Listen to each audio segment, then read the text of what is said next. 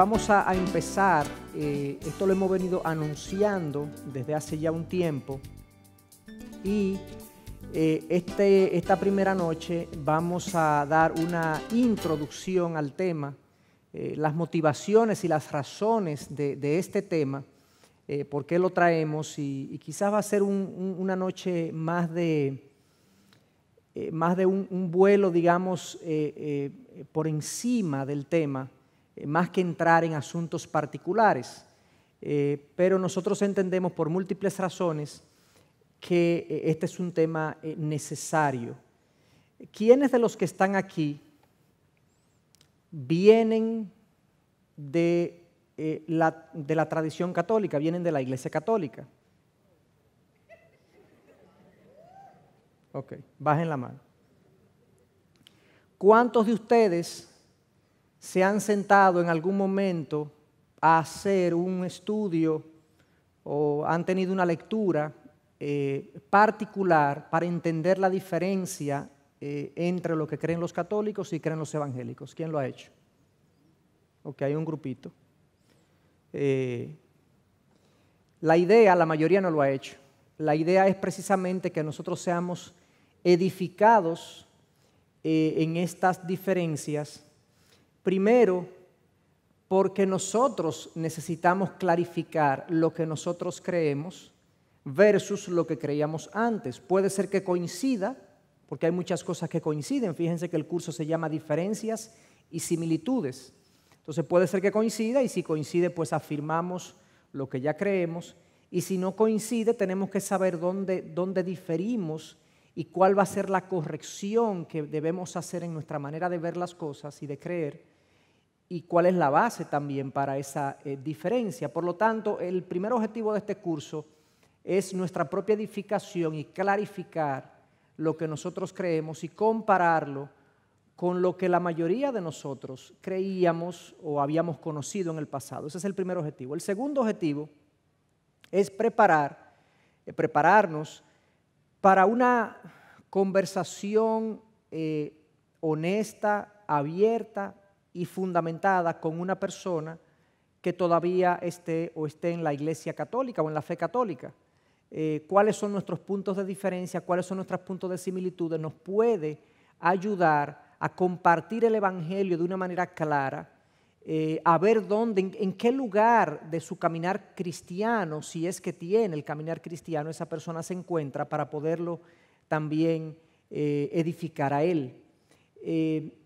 La mayoría de nosotros vivimos, y como vamos a ver en un momentito, en un país, o nosotros vivimos en un país que es mayoritariamente católico, por lo menos de manera nominal. La mayoría de la gente se autodenomina católico y dice que es católico o cristiano, y por lo tanto, por el ambiente en el que vivimos, es como una tarea necesaria para nosotros poder ser edificados y poder tener algo que dar y algo que entregar. Y en tercer lugar, la tercera motivación, el tercer objetivo de este curso, además de la edificación propia, además de poder edificar a otros, es la visión de la iglesia, el alcance que tiene nuestra visión como iglesia. Nosotros queremos y oramos por tener un impacto en Latinoamérica. Que el Señor use de alguna manera, junto con otros ministerios, pero los dones y talentos que Dios ha puesto en nuestra congregación, en nuestro ministerio. Y como vamos a ver en el día de hoy, Latinoamérica es una región predominantemente católica, y por lo tanto, si nosotros vamos a poder alcanzar de manera efectiva esa región o a tener algún impacto en pro del Evangelio o en pos del Evangelio, hemos de conocer la región o las creencias de aquella región que estamos tratando de alcanzar. Por lo tanto, esos son los tres objetivos que nos proponemos en el día, más bien a lo largo de esta serie, y oramos para que el Señor sea con nosotros. Antes de empezar, yo quisiera empezar con algunas definiciones importantes. Como le dije, vamos a empezar de manera introductoria y vamos a fijar algunas definiciones para que estemos todos en la misma página en cuanto a estas definiciones. En primer lugar, ¿qué es lo que consideramos nosotros de manera muy resumida el catolicismo romano? brevemente, muy brevemente, y yo más adelante voy a hablar un poquito más en detalle, pero Roma se consolida, el catolicismo romano se consolida como autoridad alrededor del año 320 de nuestra era, o sea, después de Cristo. Luego que Constantino, el emperador Constantino, se convirtiera y protegiera el movimiento cristiano. Cuando decimos catolicismo romano, el apellido es importante, porque creo que el pastor Miguel o el domingo o el miércoles anterior mencionó que la palabra católico o católica significa universal. La iglesia católica es la iglesia universal y nosotros somos parte de la iglesia universal, porque la iglesia universal, como ya dijimos en un sermón anterior, la iglesia no es un edificio, no es una denominación, ni es un conjunto de creencias. La iglesia es un grupo de personas que ha puesto su fe en el sacrificio redentor de Jesucristo y vive para Él. Ese grupo de personas que ha puesto su fe y su confianza en el sacrificio redentor de Jesucristo está diseminado en múltiples iglesias. En la iglesia IBI, aquí hay algunos, yo espero, ¿verdad? Pero no todos los que están aquí son parte de la Iglesia Universal, sino han puesto su fe y su confianza y no se someten al señorío de Jesucristo. Eso es así. Y en la Iglesia Católica, Apostólica y Romana también hay personas que han puesto su fe y su confianza en el sacrificio redentor de Jesucristo. Ellos son parte de la Iglesia Universal. Por lo tanto, ellos son parte de la Iglesia Católica Romana y de la Iglesia Católica Universal, de la que nosotros somos parte también. ¿Me entendieron esa diferencia? Entonces es importante mencionarlo. Y esta iglesia como entidad, como institución, se comenzó a configurar, conformar desde el año 300 y tantos, un poco más adelante, el primer papa en el año 500 aproximadamente. Fue un proceso, pero en el año 300 es que Constantino, al convertirse al catolicismo, le otorga una protección estatal al movimiento cristiano, y el movimiento cristiano florece y se contamina también al mezclarse con el gobierno o el Estado, pero así comenzó. Ese es un grupo, o sea, ese es el primer movimiento de tradición cristiana que conocemos como movimiento. El segundo movimiento de tradición cristiana es lo que se puede denominar las iglesias ortodoxas, que no es que, por ejemplo, hay dentro de los evangélicos como nosotros nos consideramos evangélicos ortodoxos. ¿En qué sentido? En que creemos lo que originalmente creían los evangélicos. Pero cuando nos referimos a este grupo, a los ortodoxos, fue que en el año 1000 aproximadamente, específicamente en el 1054, hubo una división de la Iglesia Católica Romana. ¿Ok? Hubo un grupo de iglesias o una parte del movimiento católico romano que quedó siendo fiel a Roma, y hubo otro grupo de aproximadamente 14 o 13 o 14 regiones que quedaron bajo otro gobierno, y cada región tenía su propio gobierno. De ahí salió la Iglesia Ortodoxa rusa, la Iglesia Ortodoxa griega, la Iglesia finlandesa, ortodoxa finlandesa, y un grupo de iglesias que se dividieron de la Iglesia Católica Romana en ese momento por múltiples situaciones. Específicamente hubo una discusión doctrinal acerca de la relación del Espíritu Santo y quién envía al Espíritu Santo, entre otras diferencias de corte operativo, por así decirlo, de quién gobierna, quién es la autoridad y demás. Eso fue lo que se conoció como el Gran Cisma de Oriente, que fue lo que detonó esta división entre la Iglesia Católica Apostólica Romana y el grupo de iglesias ortodoxas, en el 1054 aproximadamente. Y luego, en el 1517, surgimos nosotros, los protestantes, con la protesta de Lutero, que fue precedida por otros. Lutero fue lo que culminó, digamos, un proceso de cuestionamiento a prácticas de la Iglesia Católica Romana. Pero hubo gente antes de Lutero, que ahí puse Juan Hus o Knox, John Knox también, Savonarola también, otros personajes, Whitefield en Inglaterra, otros personajes que precedieron a Lutero por 100, 200, 300 años y ya comenzaban a apuntar a diferencias significativas entre lo que ellos entendían de las Escrituras y lo que entendía la Iglesia romana en ese momento. Y en el 1517, específicamente el 31 de octubre, Martín Lutero, como nosotros celebramos todos los años, clava en la iglesia, la puerta de una iglesia, 95 tesis, se le llamó, 95 tesis teológicas, donde él cuestionaba 95 aspectos de la Iglesia Católica Romana.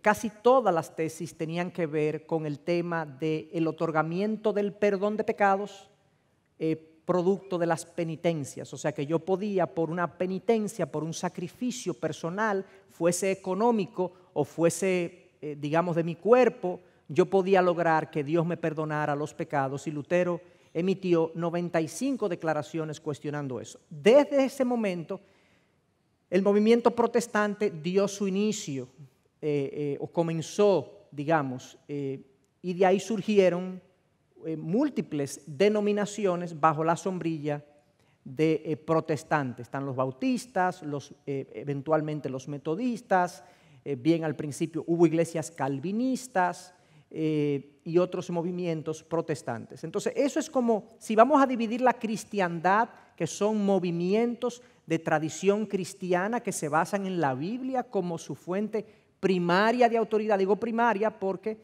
estas otras tradiciones, como el catolicismo romano y los ortodoxos, tienen otras fuentes de autoridad además de la Biblia, pero en general también tienen la Biblia como fuente primaria de autoridad. Se dividen en esos tres grandes grupos: catolicismo romano, ortodoxo y protestante. Específicamente, con relación al catolicismo romano, esto es el grupo de iglesias o congregaciones que siguen en plena comunión con el obispo de Roma, que es el Papa. En este momento histórico es el Papa Francisco. El catolicismo romano, tomado en su conjunto, es la tradición cristiana más grande del mundo. La Iglesia Católica enseña, básicamente, esto es un resumen muy sucinto, que sus obispos son los sucesores de los apóstoles de Cristo y que el Papa, como sucesor de San Pedro o Pedro, el Papa posee una autoridad única en la Iglesia. La doctrina católica sostiene que la Iglesia es infalible en su enseñanza dogmática sobre asuntos de fe y moral. El culto católico se centra en la Eucaristía, en la cual, según la enseñanza de la Iglesia Católica Romana, el pan y el vino se transforman sobrenaturalmente en el cuerpo y la sangre de Cristo. Eso es un resumen de la enseñanza católica y de la tradición católica. En cuanto a los evangélicos y los protestantes, yo no voy a entrar en la división de los ortodoxos porque el curso se trata de comparación entre evangélicos y católicos. Y no voy a entrar entonces en los ortodoxos, pero hablando de los evangélicos o protestantes, es el grupo de cristianos que se separaron de la Iglesia Católica Romana con la Reforma Protestante del siglo XVI, y también los desarrollos teológicos particulares de los reformadores y las iglesias resultantes de dicha reforma. Usualmente estas iglesias protestantes tienen tres grupos, o sea, hay tres grandes grupos que agrupan, valga la redundancia, las iglesias evangélicas o protestantes. El primer grupo es el grupo de iglesias históricas de carácter nacional, como la anglicana en el Reino Unido, las iglesias luteranas en Alemania y Escandinavia, y las iglesias calvinistas, que pueden ser también denominadas reformadas o presbiterianas, en Suiza, Países Bajos y Escocia. Incluye las iglesias metodistas, algunas iglesias bautistas, aunque estas sin carácter nacional. O sea, ese primer grupo, digamos que contiene las iglesias que fueron abrazadas por países y regiones. La iglesia anglicana, que en su liturgia, en su manera de celebrar el culto, se parece mucho a la iglesia católica, pero en su doctrina de múltiples aspectos difiere. Es una de ellas. La luterana, como ya les dije, y algunas reformadas o bautistas también. Está en ese grupo de iglesias de carácter histórico. Histórico porque están conectadas, exceptuando la anglicana, pero el resto está conectada directamente con la Reforma Protestante. Luego hay algunas históricas de carácter congregacional, como las congregacionalistas, puritanas, anabaptistas. Aquí dentro de esas están las menonitas, aquí hay iglesias menonitas. Los hermanos, hay una iglesia que se llama Los Hermanos también, y la mayoría de iglesias bautistas o iglesias no denominacionales de carácter libre y generalmente calvinistas. Entonces están las que fueron abrazadas por países, están otras que son no por países, no nacionales, sino un grupo que se derivaron de la Reforma, y el otro grupo entonces que surge más adelante son iglesias de movimientos pentecostales y carismáticos surgidos de diferentes iglesias protestantes y sin continuidad histórica, sino que son movimientos nuevos que han surgido en los últimos, digamos, 150 años aproximadamente. Entonces, en resumen, la tradición cristiana la podemos dividir, por un lado, católicos romanos, ortodoxos y protestantes. ¿Ok? Los protestantes lo podemos dividir en las iglesias históricas, que han sido abrazadas por naciones y países y regiones, otras iglesias también históricas, pero que no han sido abrazadas de manera general por un país, y luego las iglesias carismáticas y pentecostales que tienen menos tiempo y no están conectadas con la Reforma del 1517 y años posteriores. Ese, digamos, es el gran alcance, digamos, es la clasificación más general que podemos encontrar del movimiento cristiano o la tradición cristiana en sentido general. Algunas percepciones en cuanto a cristianos evangélicos y católicos romanos, percepciones mutuas. Yo traje un par de gráficas. Esta columna indica los católicos que dicen que los protestantes son cristianos, que los protestantes son cristianos. Por ejemplo, en República Dominicana, el 77%, esto es una encuesta de Pew Research, es una encuestadora norteamericana en temas religiosos y políticos. En República Dominicana, el 77% de los católicos romanos considera a los evangélicos cristianos. ¿Ok? De los evangélicos, ¿qué dicen de los católicos? Me pareció un número alto para lo que yo he escuchado. El 61% de los evangélicos o protestantes consideran a los católicos cristianos, o que pueden haber cristianos en los católicos. Si uno se da cuenta, hay números mucho más bajitos. En Ecuador, por ejemplo, los católicos solamente un 54% considera a los evangélicos cristianos, y los evangélicos solamente la mitad consideran a los católicos cristianos. O sea, esta es una idea de la percepción mutua que hay. Hay muchos de nosotros, cuando digo nosotros, digo que no es que yo lo piense así, sino que muchos de nosotros que entendemos que no hay católicos cristianos realmente. Y hay católicos que piensan que los evangélicos son un adefesio del cristianismo y que no deberían ser considerados cristianos. De hecho, la Iglesia Católica Romana durante muchos años, hasta el 1960 aproximadamente, donde se emite el documento Vaticano II, nos consideraba a nosotros como personas prácticamente no cristianas, y a partir de ahí se nos comienza a llamar, después de Vaticano II, en el año 60 aproximadamente, como hermanos separados, pero eso era un término que no se usaba.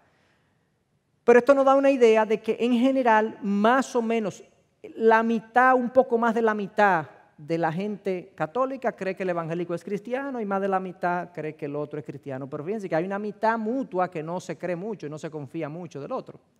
Y eso es algo a observar, algo interesante a observar. Fíjense también por qué es importante que nosotros hablemos de este tema. Fíjense el gran peso católico romano que tiene la Iglesia Católica Romana en el mundo.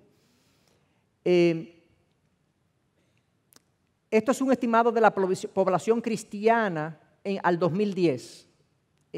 Había católicos romanos, 1.100 millones de personas aproximadamente, protestantes 800 millones aproximadamente, ortodoxos 260 y otras ramas. Estas otras ramas yo incluso las sacaría de ahí porque algunos de ellos consideran incluso a los testigos de Jehová y otras corrientes no cristianas, claramente no cristianas dentro de este grupo, que realmente no lo son. Pero fíjense algo, del porcentaje mundial, de todos los cristianos que en el mundo que se llaman cristianos, de cualquier tradición, católicos, evangélicos, ortodoxos, de lo que sea, Los católicos romanos son el 50% de toda la población que se considera cristiana. No estamos hablando ahí si son realmente cristianos, si no son realmente... No, la gente que tú le preguntas, ¿de qué tradición religiosa tú te consideras? No, yo soy cristiano. Bueno, la mitad de la gente en el mundo que dice eso es católica romana. El 36.7% es protestante, luego 12 y luego 11.9 y luego 1.3. O sea que es un peso enorme que tienen dentro de todos los que se denominan como cristianos. Fíjense algo interesante también, hay un dentro de los católicos a nivel mundial hay un predominio latino. En Latinoamérica hay 432 millones de católicos romanos. Esto es más del 39% del total mundial. ¿Está dando cuenta? O sea, lo importante que es América Latina dentro del PAI mundial. En Latinoamérica, comparado con el resto del mundo, una abrumadora mayoría de personas en Latinoamérica se identifican como católicos cristianos, como católicos romanos, perdón. El 73%, los cálculos más recientes, porque este cálculo no es tan reciente, pero los cálculos más recientes al 2014 dice que el 69% de los latinoamericanos se considera a sí mismo católico romano. 69%, o sea, 70%. Y el resto del mundo, un 16% solamente. O sea que Latinoamérica es una región predominantemente católica romana, muy por encima, más que triplica el porcentaje del resto del mundo. Y obviamente, como les decía al principio, si uno quiere tener algún efecto, impacto en la región, uno tiene que conocer cómo piensan, qué piensa el católico romano y nosotros en qué diferimos de ellos y por qué nos denominamos protestantes de la fe romana en ese sentido. Entonces eso es algo muy, digamos, a considerar al evaluar nuestra región de manera religiosa. Miren aquí estos datos, algunos datos, digamos, por países en el año, esto es 2014, con una estimación de la población al 2017. Miren, los católicos, este es el porcentaje de personas en el país que se considera católico. Paraguay es el país con más católicos en términos porcentuales de Latinoamérica, con 88%, y así sigue descendiendo. Luego Ecuador con 81%, Venezuela con 79%, México 79%, Perú 77% y así sucesivamente. Nosotros estamos en un 65% de la población dominicana, dice, se autodenomina católica romana. De los evangélicos o protestantes, el país con más protestantes porcentualmente hablando es Guatemala. No, Honduras tiene un 41%. Bueno, Honduras y Guatemala compiten ahí 40-41%. República Dominicana tiene aproximadamente un 18% de su población, se considera, eso fue al 2014, se considera protestante. De estos totales, como les decía, en Latinoamérica hay unos 600 millones de personas, 418 son católicos, o sea, un 69.7% versus un 14% protestante. O sea, que hay un peso significativo de la población católica dentro de nuestra región. Eso ha estado disminuyendo conforme pasa el tiempo. Fíjense una gráfica considerando lo que pasaba desde el 2010 hasta ahora. Miren esta primera gráfica de su izquierda. En el año 1910, yo le dije 2010, pero en 1910, yo no sé cómo los americanos tienen estos datos, honestamente, yo me quedé sorprendido. Esta gente mide todo, o sea, ellos nos están estudiando a nosotros de una manera sorprendente.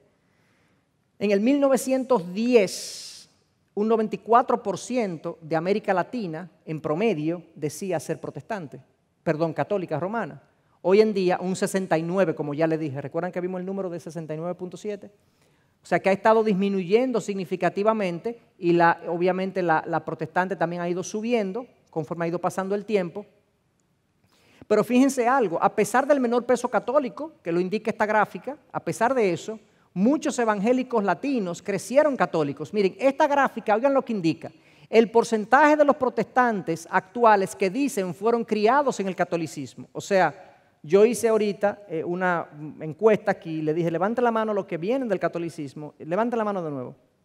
Bueno, si hacemos esa encuesta aquí, la mayoría de ustedes han sido criados en el catolicismo. O sea que ustedes tienen un trasfondo católico, posiblemente nosotros tenemos un trasfondo católico, yo también vengo de la Iglesia Católica. Nosotros posiblemente tenemos todavía algunas ideas y creencias que provienen de nuestro trasfondo católico, y muchos de nosotros también fuimos formados en colegios católicos, o sea que es algo muy significativo. Todo esto es como mostrando el peso que tiene el pensamiento, las ideas católicas romanas en nuestro país y en nuestra región. De ahí la importancia de nosotros manejar esto bien para poder ser testigos eficaces del Evangelio de Jesucristo en la generación que nos ha tocado vivir. Esa es nuestra realidad. Y con ello no estoy diciendo que no hayan católicos que conozcan el Evangelio de Jesucristo, no estoy diciendo eso. Pero como vamos a ir viendo a lo largo de este curso, el Evangelio en la Iglesia Católica Romana tiene dificultades para ser descubierto por la forma como es presentado, enseñado y expuesto. Pero puede ser encontrado, evidentemente, porque ellos tienen la misma Biblia que nosotros, con la diferencia que tienen algunos libros adicionales, pero la palabra de Dios también está presente en su religión, en su movimiento.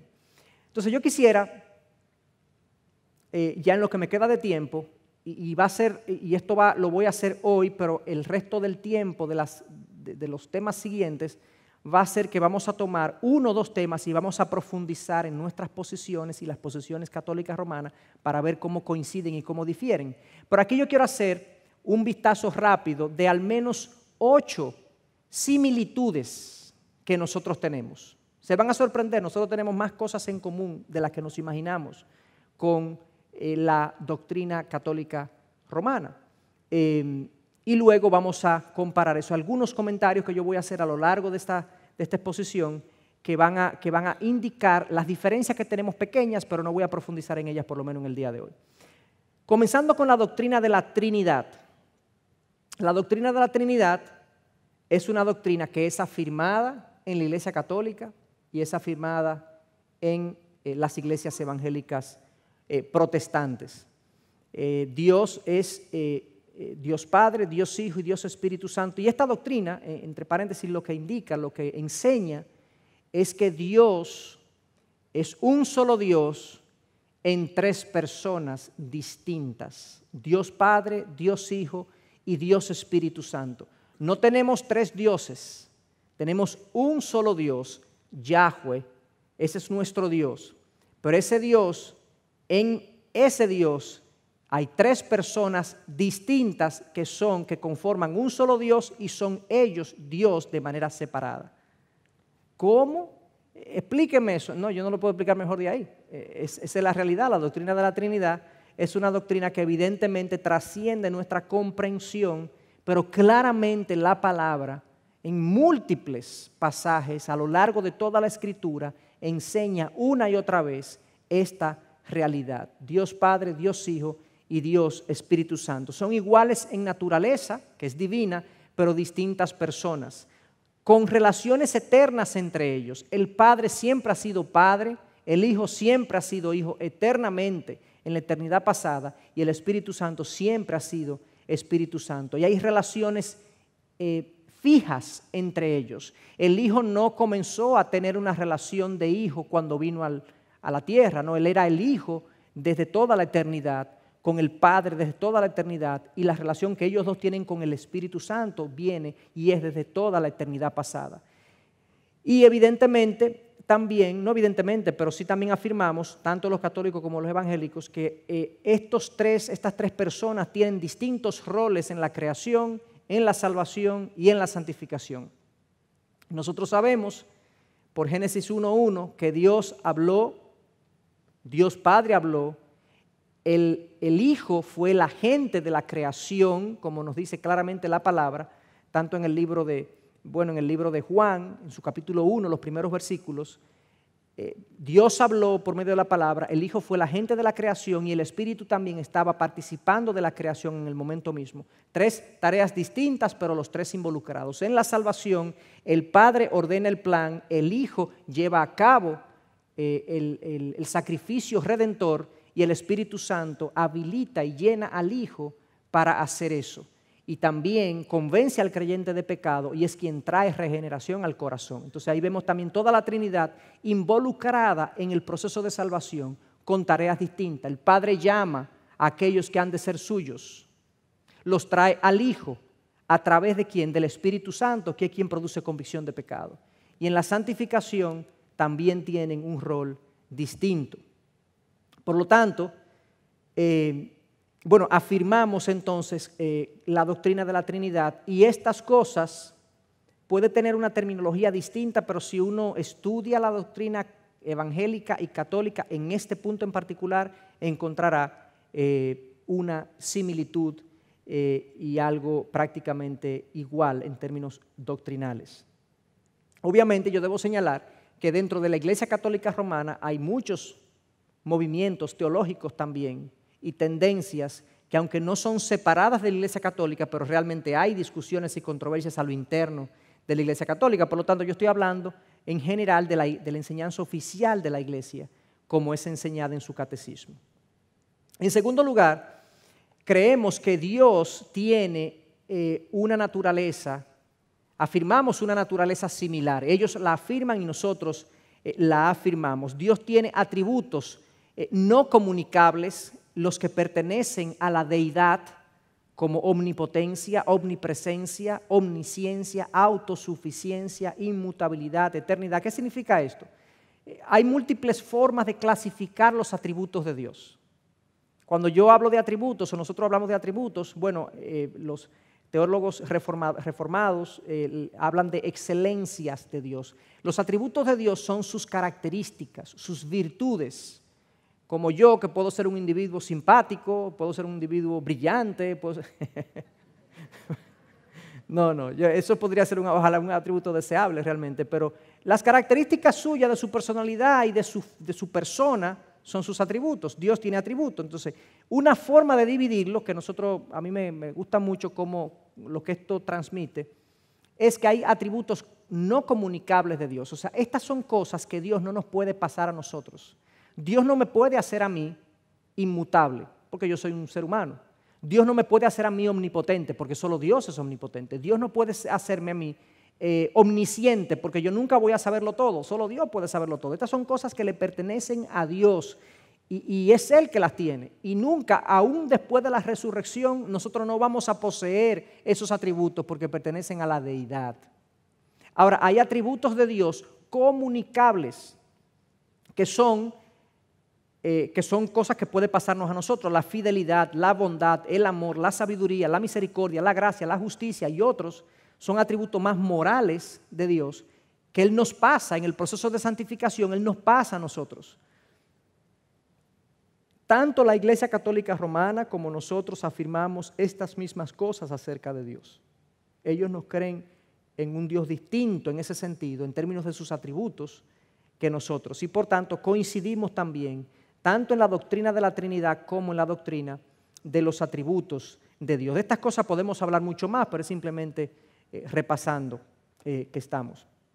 En tercer lugar, en cuanto a la revelación de Dios, tanto los católicos, y aquí quiero ser muy cuidadoso, tanto los católicos como los evangélicos afirmamos que nuestro Dios se revela, nos habla, se comunica.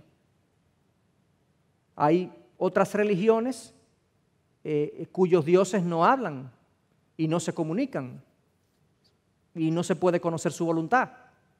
En el caso de los cristianos, nosotros afirmamos, tanto católicos como protestantes o evangélicos, que Dios se revela. Y Dios se revela de manera general primero.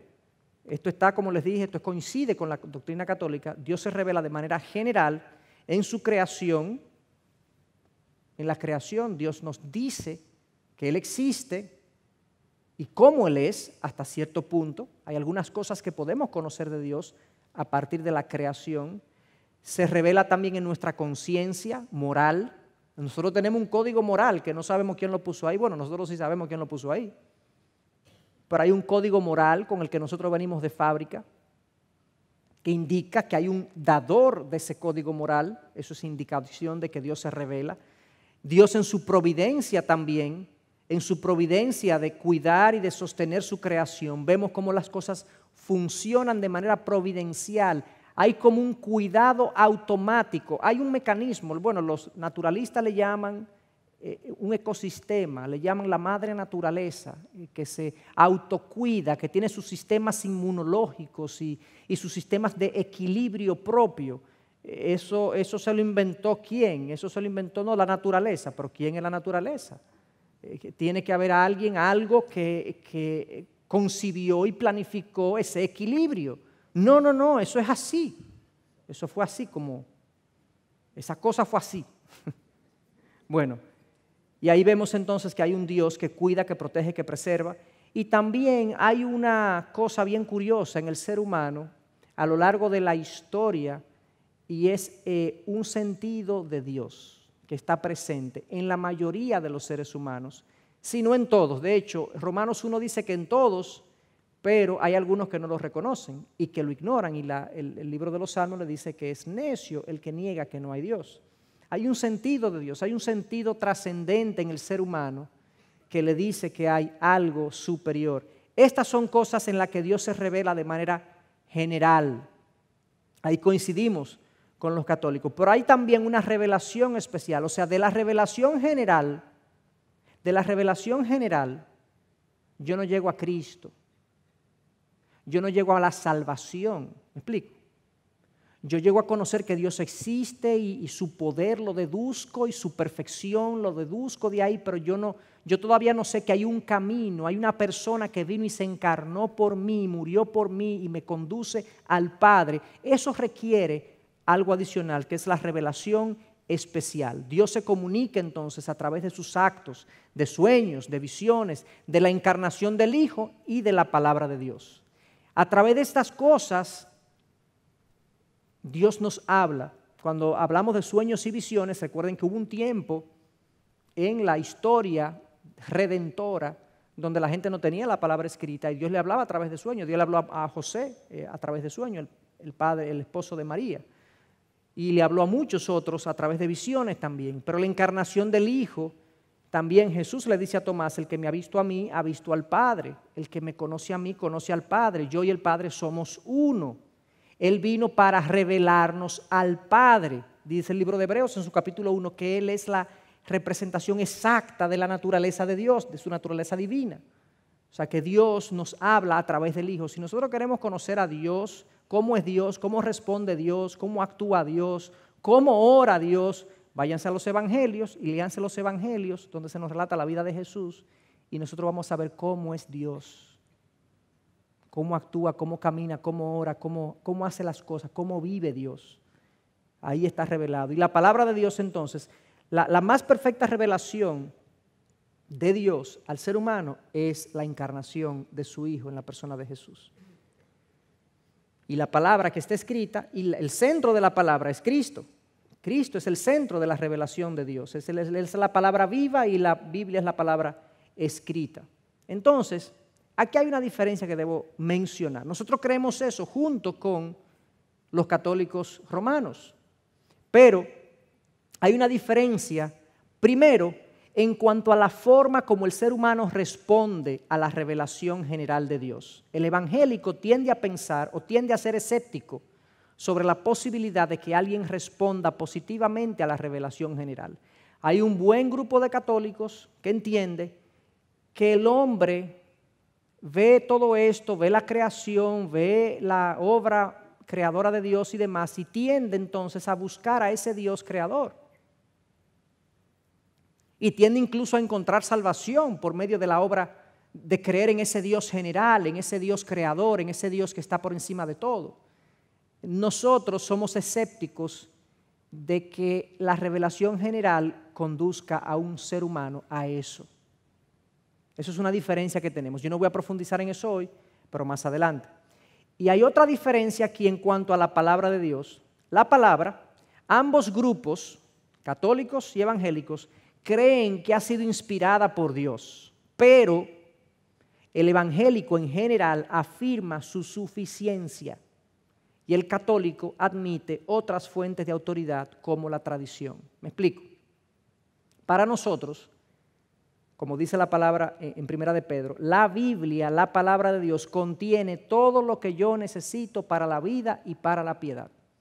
O sea, para yo encontrar la vida y vivir de manera agradable a Dios, la palabra es suficiente.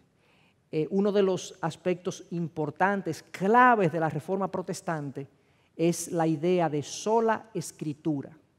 Solo la Biblia, solo la palabra de Dios es mi autoridad en materia de lo que yo creo y lo que yo hago. Las opiniones personales, lo que la gente haya hecho por 300 años, eso no me manda a mí, eso no me instruye y no me dice lo que yo debo hacer para vivir mi vida delante de Dios. ¿Es bíblico? ¿No es bíblico? ¿O va conforme a la Biblia? Si no va conforme a la Biblia, no importa que lo haya hecho por 1000 años un grupo.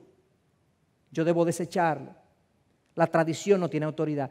Ahí hay una diferencia de que fíjense qué curioso que creemos que la Biblia es inspirada por Dios, que es su palabra, pero también el católico acepta otras fuentes de autoridad que imponen a su vida principios, preceptos, tanto creencias como prácticas de vida, que incluso contradicen a veces lo que la Biblia, que es la fuente de autoridad, dice.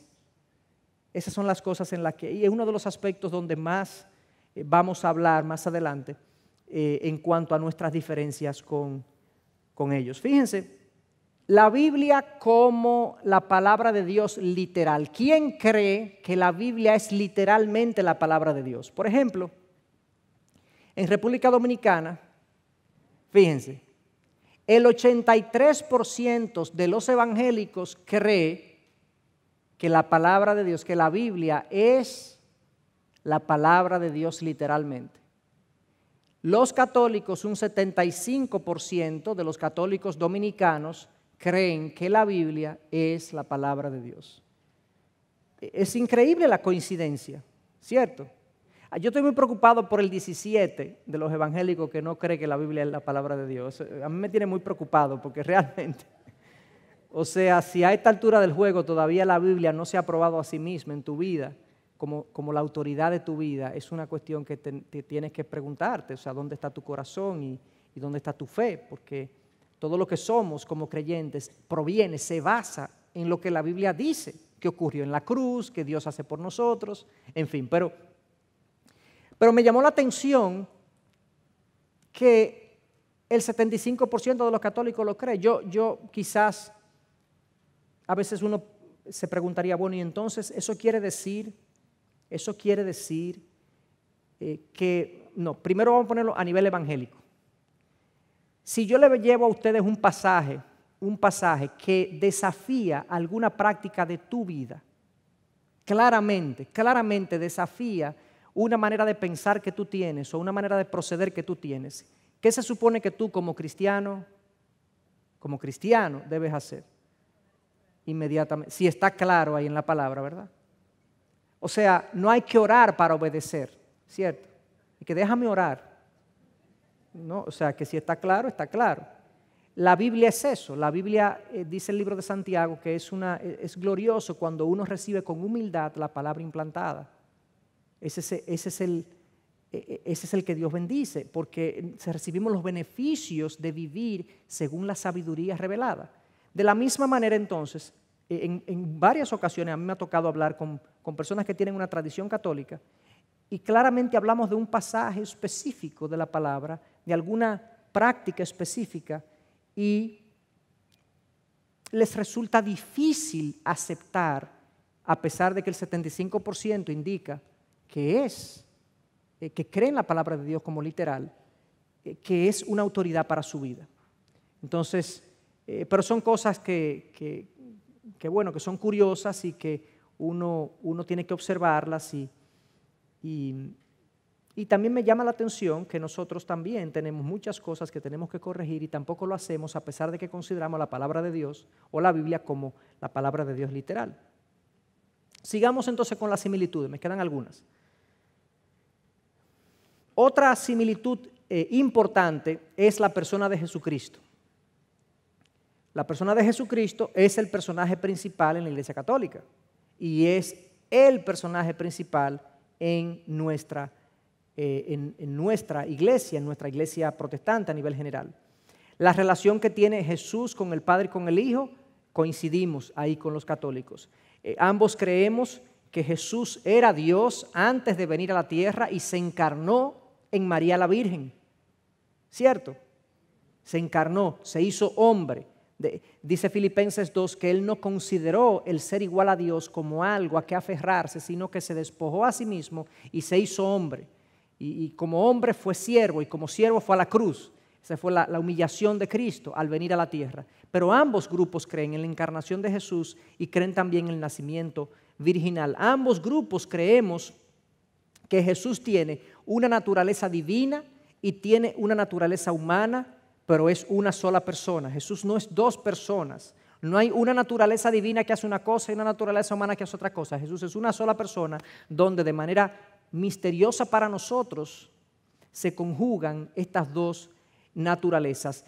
Increíblemente, ambos grupos, tanto los protestantes como los católicos, a lo largo de la historia hemos atacado herejías que han cuestionado estas creencias de Jesús. Ambos grupos atacaron las herejías cristológicas del docetismo, el arianismo, el nestorianismo, el apolinarianismo. Son doctrinas que todas, enseñanzas que todas ponían en duda algún aspecto importante de Cristo, de la creencia bíblica de Cristo. Tanto la Iglesia Católica como la Iglesia Evangélica han atacado estas doctrinas. Una similitud adicional también es la obra de salvación de Cristo. Ellos creen y nosotros también creemos que los sufrimientos de Cristo, además de la cruz, creemos que Cristo sufrió, padeció y fue varón de dolores. Creemos también que la cruz fue un acto planificado de Dios, no fue un accidente histórico, no fue una desafortunada coincidencia, fue algo que Dios planificó porque era necesario para la redención de los hombres. Ellos creen eso, nosotros creemos eso. Y ellos creen también que ese sacrificio fue necesario como expiación y como propiciación y fue necesario para la reconciliación del hombre con Dios. Ahora bien, aquí también tenemos una diferencia en la forma de ver el sacrificio de Jesús y entender sus méritos en nuestro favor. Nosotros, y como le he dicho, no voy a profundizar todo, pero nosotros creemos que la vida y sacrificio y resurrección de Cristo es todo lo necesario para la completa redención y salvación del hombre, del ser humano. Nosotros somos salvos, nosotros tenemos acceso a Dios solamente basados en los méritos de Cristo. Solamente. La salvación es solo por fe, solo por gracia, a través de la fe, solo por medio de Jesús. Y cuando oramos incluso, que al final ponemos esta coletilla en el nombre de Jesús, es porque nosotros entendemos que solo por Jesús tenemos acceso a Dios. Entonces, el sacrificio de Jesús, su vida, su muerte y su resurrección, eso comprende la obra consumada del Hijo en favor de los redimidos, y yo no necesito nada más para ser salvo. Cristo es suficiente. Pero hay una diferencia con la doctrina católica que vamos a ver más adelante, donde hay otras cosas necesarias. Cuando nosotros venimos al arrepentimiento y entendemos nuestra condición de pecado y entendemos que necesitamos que Dios nos perdone y le pedimos perdón a Dios, Dios nos perdona porque Cristo murió por nosotros en la cruz. Esa es la realidad. Y entonces ahora Dios me trata a mí como un hijo y me trata como si yo fuera un hombre justo, una mujer justa, porque me regala la justicia, la rectitud de Cristo me la regalan, me es atribuida a mí, me es imputada. La doctrina católica dice que la justicia de Cristo no es imputada, sino infundida a lo largo de la vida. Es algo que yo voy poco a poco logrando una justicia y voy logrando mi justificación. En la doctrina cristiana, la justificación, la doctrina evangélica, la justificación, el acto de que Dios me declara justo es un acto en un momento dado que yo recibo de parte de Dios. En la enseñanza católica es un proceso de justificación. Y ahí hay una diferencia sustancial que debo señalar. Y fíjense, quiero mencionar, ya estoy terminando prácticamente, que más adelante voy a profundizar en estas cosas, pero es importante que a pesar de que nosotros vemos grandes similitudes, que observemos que las diferencias son muy importantes. Es en puntos muy importantes. Parecen sutiles, pero es en puntos claves. O sea, sí nos parecemos en 10, en 15 cosas, pero la Biblia no es su única autoridad. Pero el sacrificio de Cristo no es todo. Wow. Entonces, ¿qué hago? ¿Cómo yo comunico eso? ¿Cómo yo se lo explico a una persona que carece de ese conocimiento? Tengo que ser muy cuidadoso, porque acuérdense que yo también estuve ahí en un momento dado. Y una de las razones por las que personas que vienen de la tradición católica a veces dicen que se dilataron en darse cuenta de ciertas cosas es porque no se tomaron, o nosotros no nos tomamos el tiempo suficiente, con la gracia suficiente para explicar el Evangelio de una manera correcta y respetuosa. Entonces, esa es otra similitud, la obra de Cristo, pero hay una diferencia en si esa obra, cómo esa obra me es aplicada y yo me apropio de esa obra en el acto del arrepentimiento, o es algo que Dios me va infundiendo a lo largo de mi vida. Son 8 similitudes que voy a presentar nada más. El Espíritu Santo también hay una similitud en la forma como lo entendemos. Por un lado, ellos entienden que el Espíritu Santo es divino y es una persona, o sea, su naturaleza es divina y personal, no es una fuerza, no es una energía, es una persona. La relación que tiene con la Trinidad también estamos de acuerdo con la enseñanza católica de que el Padre y el Hijo envían el Espíritu Santo. De hecho, ese fue uno de los puntos de diferencia con la Iglesia Ortodoxa. Cuando se separó en el año 1054, la Iglesia Ortodoxa entendió que el Espíritu Santo es enviado a la tierra solamente por el Padre. El Hijo no tiene involucramiento, pero la Iglesia Católica Romana pensaba que sí tenía involucramiento. Nosotros también lo pensamos así, porque la palabra así lo indica. Y eso fue uno de los puntos de quiebre entre la relación. Adicionalmente, también los nombres atribuidos al Espíritu Santo son similares: Espíritu de vida, Espíritu Santo, Espíritu de Cristo, en fin. Y el trabajo del Espíritu antes de Cristo y en relación con Jesús, o sea, antes de Cristo, antes de venir Jesús, el Espíritu tenía una función en la creación y en la relación con los hombres. Coincidimos en la manera de verlo, y en relación con Jesús, en cuanto al nacimiento virginal, en cuanto a lo que el Espíritu hizo para habilitar a Jesús para su ministerio, todo eso coincidimos con la Iglesia o la doctrina católica. Mucho en común con relación a la labor del Espíritu en la salvación. No obstante, aquí interviene, o sea, fíjense que yo indico, hay mucho en común con relación a la labor del Espíritu en la salvación. O sea, el católico entiende que el Espíritu está involucrado en la salvación de los hombres. Tiene algo que ver. No obstante, aquí interviene la diferencia de la participación de la voluntad humana en la salvación, el libre albedrío. Aunque muchos protestantes también lo afirman. O sea, yo no diría que esto es una diferencia entre católicos y protestantes. No, porque hay muchos protestantes que también creen en que la voluntad humana es determinante en la salvación. Ustedes saben, ¿verdad? Nosotros enseñamos en la IBI que nuestra voluntad, antes de venir a Cristo, está esclavizada al pecado. Que nosotros no, por nuestra propia voluntad, por nuestros propios medios, a nosotros no nos nace buscar a Dios. Para yo venir a Dios, Dios tiene que traerme. Dios tiene que traerme. Dios me trae, Dios coloca personas, circunstancias, situaciones, necesidades internas que me producen esa sed de Dios. Y entonces Dios, al acercarme a Él, me muestra mi pecado. Él tiene que darme vida nueva para yo verlo, porque un muerto espiritual no puede ver su condición, no puede ver su pecado, no puede entenderlo. Dios me tiene que dar vida nueva a través del Espíritu Santo, regenerarme, Juan 3 y 4. Y entonces yo veo mi condición y entiendo el Evangelio y entiendo la necesidad de Dios y le pido perdón ahora que he sido vivificado por Él. Todo eso es una actuación de Dios a través de su Espíritu. La mayoría del católico entiende que el Espíritu tiene algo que ver, pero hay una gran cuota de responsabilidad en la voluntad humana para aceptar o no esa labor. ¿Okay? El hombre puede rechazar la labor del Espíritu o puede aceptar la labor del Espíritu. Nosotros entendemos en la IBI, porque hay muchos hermanos cristianos evangélicos que tampoco lo creen así, que si Dios se propone salvarme, Él me va a salvar. Él me va a abrir los ojos, me va a hacer entender con amor y con gracia mi necesidad.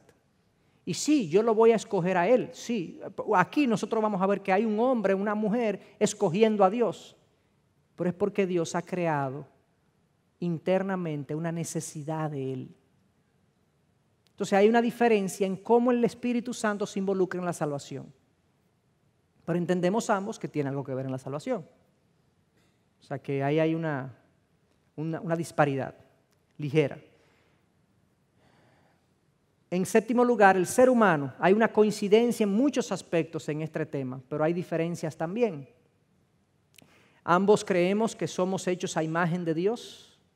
Ambos creemos que la feminidad y la masculinidad son parte fundamental de la identidad misma humana con igual valor y dignidad.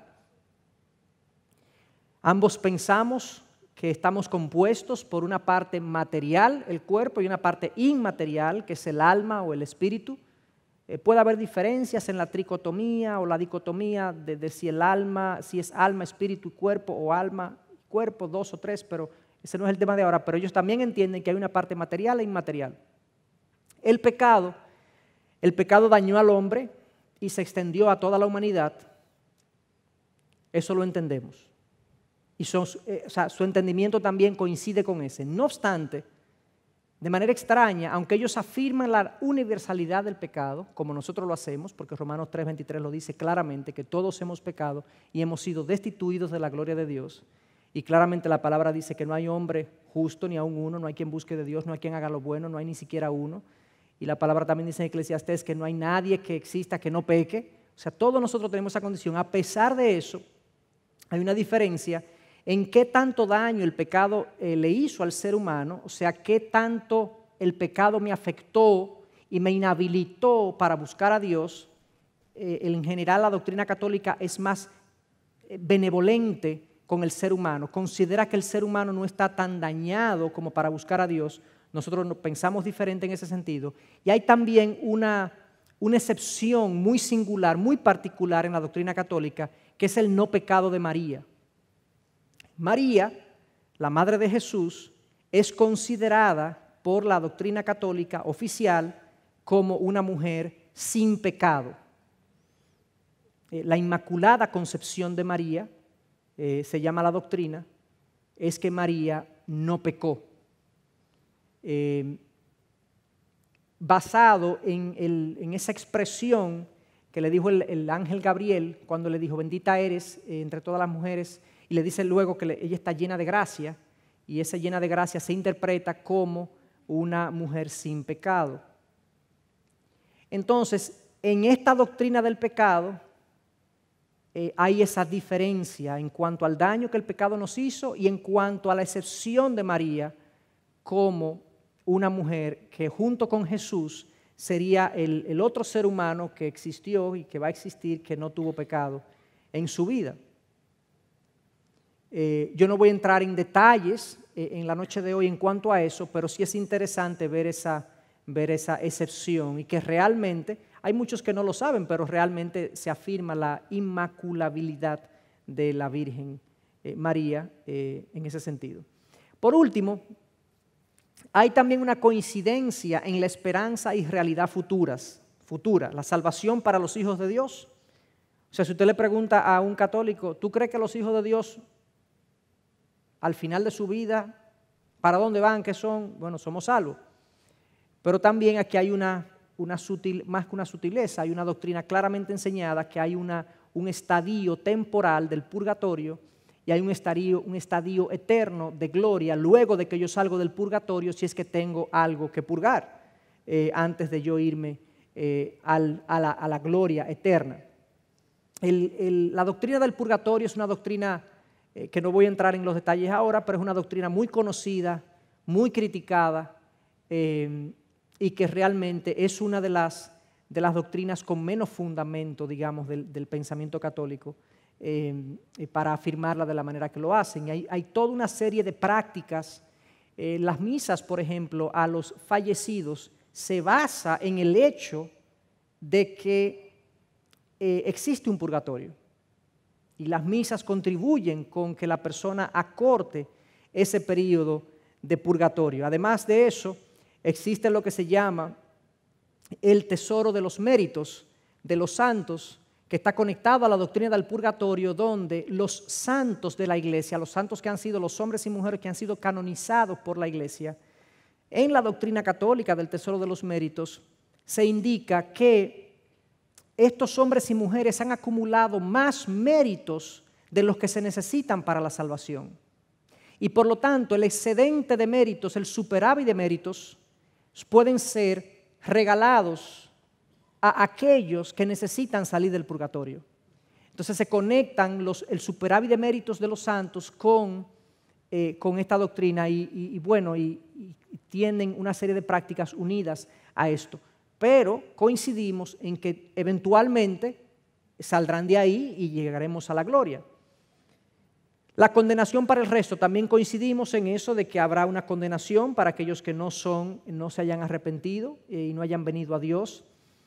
Coincidimos en que hay una segunda venida gloriosa de Cristo a la tierra. Coincidimos también en que hay una resurrección corporal de todo el mundo, unos para condenación y otros para vida eterna, y hay un juicio final, y también se cree en una recreación final donde Dios hará posible un cielo nuevo, una nueva tierra, donde todos habitaremos lo que le llamarían el estado eterno. O sea, ahí hay muchas coincidencias, aunque digamos que dentro del concepto de salvación para los hijos de Dios hay una disparidad o un elemento introducido del purgatorio que sí, como vamos a ver más adelante, sí difiere significativamente de nuestro entendimiento del estado del alma de aquel que muere en Cristo. Fíjense, aquí es simplemente para reforzar algunas cosas. Los católicos que creen en la segunda venida de Jesús y que creen en el infierno, por ejemplo, la mayoría de los protestantes cree así, la mayoría de los católicos cree así. Por ejemplo, en República Dominicana, el 61% de los protestantes cree que Jesús viene por segunda vez, el 55% también lo cree. En el infierno, el 81% de los protestantes lo cree y el 74% de los católicos lo cree. O sea que ambos creemos en general, tanto en la segunda venida como en un infierno. Me llama la atención que en Paraguay, los protestantes, un 13% solamente creen en la segunda venida de Jesús. No sé qué entonces, ¿por qué será ese porcentaje tan bajo, no? O sea que si uno no cree en la segunda venida de Jesús y se llama protestante, habría que ver por qué, pero ese es el número.